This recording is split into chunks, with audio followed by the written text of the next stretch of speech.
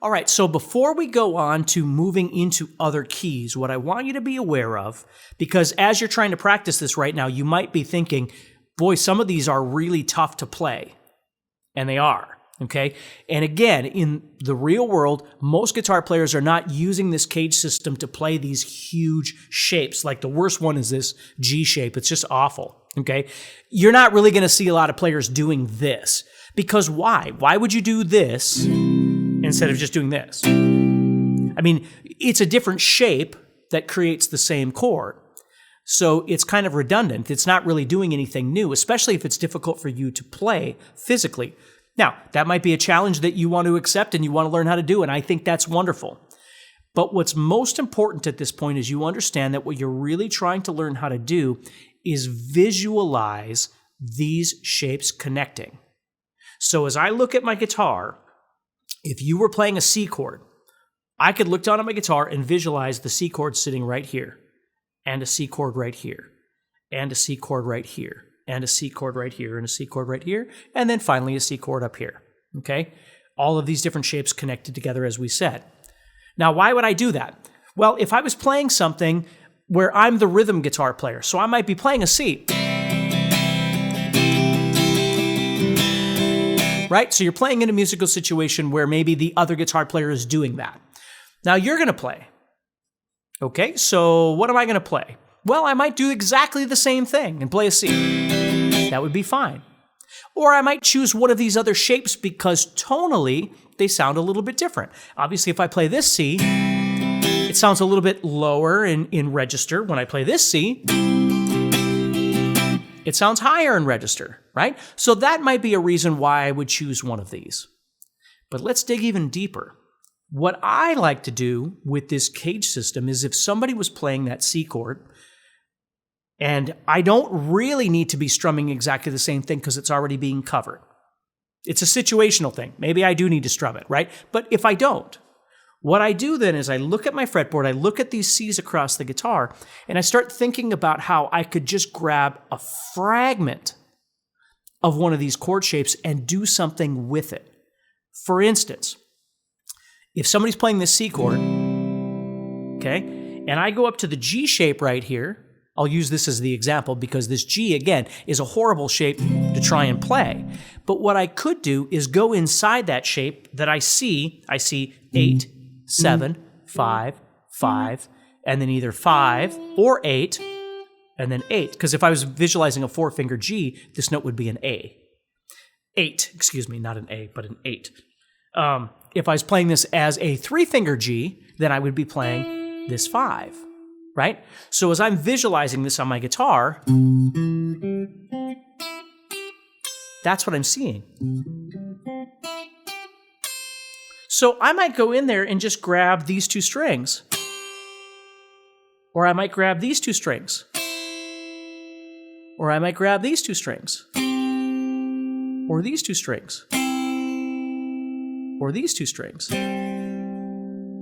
Now, there's a couple things that are happening here. Number one, because I'm playing less strings, all of a sudden I have other fingers that are available, which is kind of the great part for me.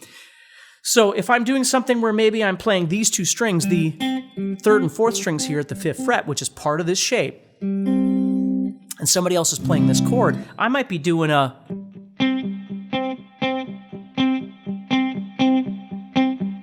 So I'm coming up with something else to do. And because I'm not using all my fingers, I might be...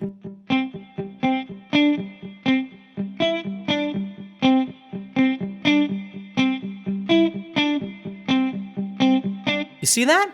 Where I could do that on any string. I might be doing these 2 strings. So I'm playing the 5 and the 8, but I'm also going to use the 5 and do something...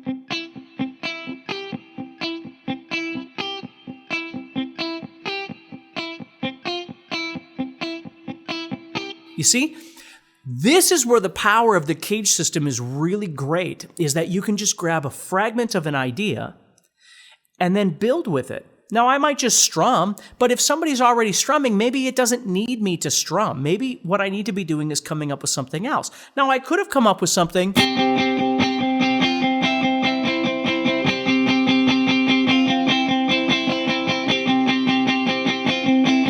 right? Because they're going.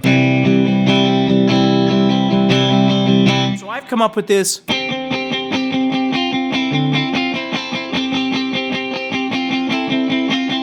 Because I'm able to visualize. Now, I might be seeing that off of this. I might be seeing that off of this. Or the four-finger shape maybe with that eight there. Again, it doesn't matter where the creativity comes from. The fact is that I'm able to come up with something I never would have come up with if I was just playing this. Or if I was just playing this. Or if I was just playing this. You see, I can fragment a piece out of this larger thing we call the CAGED chording system and come up with something. And I can do it anywhere. I mean, I could move up to the E shape, the 6-string bar chord, and maybe just do the same thing. I'll take these 3 strings of this shape, which is 10, 9, and 8 here,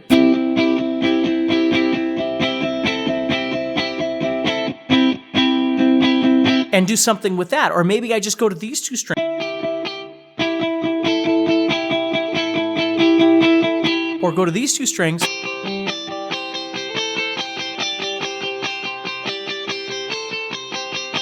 I mean, or I don't play them together. Maybe I'm going.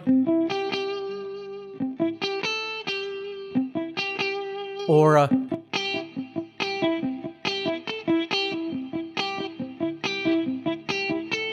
mean, whatever, right? That's the creativity of this, is it gives me this whole palette of being able to move anywhere I want to come up with something new and unique. I could be up here on the D shape, right?